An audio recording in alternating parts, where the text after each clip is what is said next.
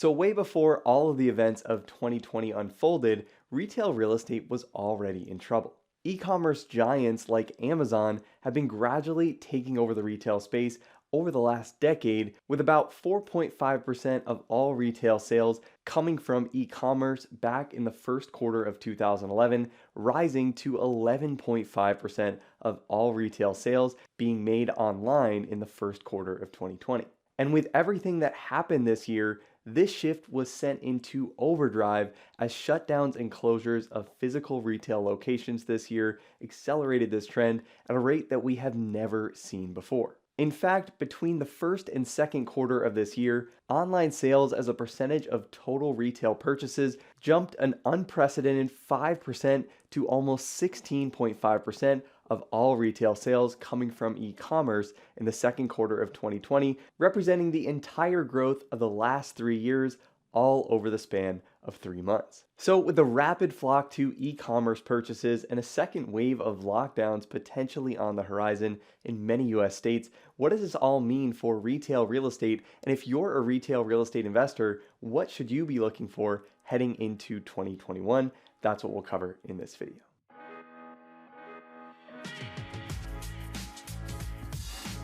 Hey, this is Justin from breakintocre.com, and if you're new here on this channel, we talk about real estate investing careers and real estate investment analysis. So if you're looking to break into the industry or do your first or next commercial real estate deal, make sure to subscribe to the channel and hit the notification bell so you don't miss any new videos as soon as they're released. So it's been a really tough year for retail, and what we've seen in 2020 has really been a massive acceleration of trends we've already been seeing over the past decade in brick and mortar locations. According to the International Council of Shopping Centers, or ICSC, over 9,800 retail storefronts closed in 2019, which was the highest number of annual store closures seen in US history up to that point. But according to recent data put out by ICSC, 2020 store closure numbers could dwarf that 2019 figure, with estimates of anywhere between 20,000 and 25,000 US stores closing permanently by the end of this year. And this includes the local restaurants and clothing retailers you'd expect to see struggling during a time like this, but this also includes some major retail giants closing their doors on hundreds and even thousands of locations across the US. The list of 2020 closures so far includes 1,200 GNC stores, 930 Pier 1 stores, and 500 Men's Warehouse stores across the US and Canada. Other major retailers like Bed Bath & Beyond, GameStop, AT&T, Victoria's Secret, Gap, and even Walgreens all made moves to reduce their footprint by hundreds of stores in 2020, marking really a major turning point in retail leasing trends as net absorption begins to run negative in the retail sector as a whole. So obviously, this isn't great news for retail owners right now with these specific tenants on their rent rolls, but the bigger long-term question for real estate investors is, what do these trends signal in the market, and what does this rapid acceleration of retail trends specifically mean for the product type as a whole over the next 1 year or 5 years or 10 years going forward? Well, first, although many retailers are bracing for the worst and shuttering stores, current retail owners and investment firms may be able to find some comfort right now in the fact that, contrary to much of what's been in the news lately, the current retail sales picture as a whole isn't really as bleak as it might seem. As expected, total retail sales dipped significantly during the spring, but year over year, retail sales growth has actually trended positive since June of this year, with September actually showing a significant increase of 5.2% over 2019 figures for that same month. Now, it's anyone's guess how this shifts as we head into the winter months, but with so much negativity and pessimism surrounding the retail sector as a whole, this is still an encouraging sign nonetheless. What's even more encouraging for retail owners is that rent collections in the retail space appear to be stabilizing as well, with major retail chains paying 87% of rent owed in September and 89%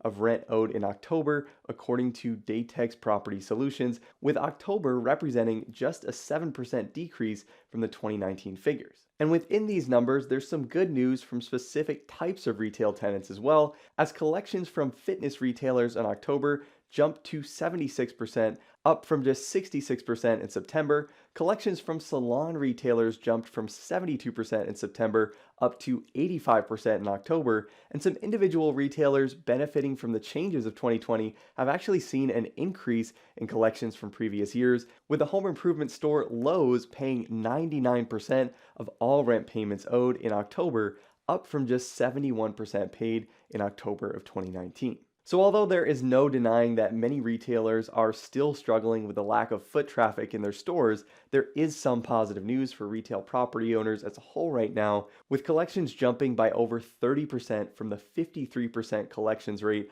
among national retail tenants that we saw in April of this year when shutdowns and closures were just beginning to peak. Now, aside from some positive news on the collections front, another major shift that retail real estate investors should be taking note of today is the changing profile of retail tenants and the potential opportunities that lie ahead in repositioning retail sites. National retail tenants have historically expanded and leased new sites for a reason, and that reason is that they can take a calculated risk based on the demographics of the area, traffic counts, and rent costs in order to increase overall revenue and profit figures by opening a new location. And these major retailers, even the ones closing their doors, have dedicated entire divisions of their companies towards aggregating data to identify the most profitable locations for their storefronts, and national retail stores are experts when it comes to picking geographic markets and micro locations within those markets where they can drive traffic and drive sales to those specific sites. And with the potential this year for almost 3 times as many retail store closings as we saw in our most recent record year of 2019, this means that there is about to be a lot of well-located vacant retail space on the market that's prime for a lease up of newer, more contemporary retail uses or repositioning to a different property use altogether. So for space that will continue to operate with a retail use, new concepts that are expanding today, including medical and wellness users, grocery stores, quick service restaurants, and even companies who have traditionally operated as e-commerce platforms moving into the brick and mortar space, will be prime candidates for releasing well-located retail space at discounted rates as vacancies continue to tick upwards throughout the rest of the year. And for those properties that will not continue with a retail use and are looking to be repositioned, there's going to be a massive opportunity for well-capitalized investors looking to change the use of these retail assets into in-demand product types like industrial or multifamily projects, leveraging the strong locations of these properties to serve as either last-mile industrial locations or attractive living spaces in close proximity to retail, office, and other lifestyle amenities. According to CBRE's 2021 U.S. real estate market outlook, there's projected to be up to a 20% reduction in U.S. retail real estate inventory by 2025, with much of this reduction being the cause of adaptive reuse into other product types that currently represent the highest and best use of a property currently zoned for retail operation. And one of the biggest opportunities for conversion in the retail space is a subset of the product type that has been struggling the most throughout really the last decade, and especially during the events of 2020, and that is regional malls. Malls are some of the most well-located real estate assets in the country, drawing consumers from high-traffic, densely populated adjacent areas to shop in one centralized location, and with significant square footage footprints and relatively open floor plans, there is no shortage of repositioning opportunities for investors looking to acquire failing regional malls. And finally, aside from the releasing and repurposing opportunities and current retail performance, anyone heading into the retail space right now or next year should also be keeping their eye on how retail leasing is shifting today and the long-term impact of how these new lease terms will play out in retail net operating income and values in the future. So going forward, for the retail tenants that survive and continue to expand during and after the current market correction, leases that are signed in 2020 and beyond will likely look significantly different than they have in years past. With many retail property owners struggling significantly as occupancy drops at their centers, each month that passes in this environment creates more of a tenant's market, which has tipped lease negotiations in favor of retailers this year, and this will likely continue over the next 6 to 18 months or more. Going forward, personal guarantees will likely be harder to come by for smaller, unproven tenants, making it more difficult or impossible for a landlord to go after personal assets of the tenant in the case of non-payment of rent. Shorter lease terms also might become more common in the retail space due to the desire for flexibility with an uncertain future and the ability for a tenant to move locations or shut down completely in the case that conditions are unfavorable or unforeseen circumstances arise that hurt sales in the process. And maybe the biggest change to retail leases that is already happening and will likely continue to happen as the future remains relatively uncertain is the increased prevalence of percentage rent clauses and the overall portion of total rent values that these payments are going to make up within a retail lease. So if you're not familiar with percentage rent, essentially this allows the landlord to participate in a percentage of tenant sales over a certain sales breakpoint amount,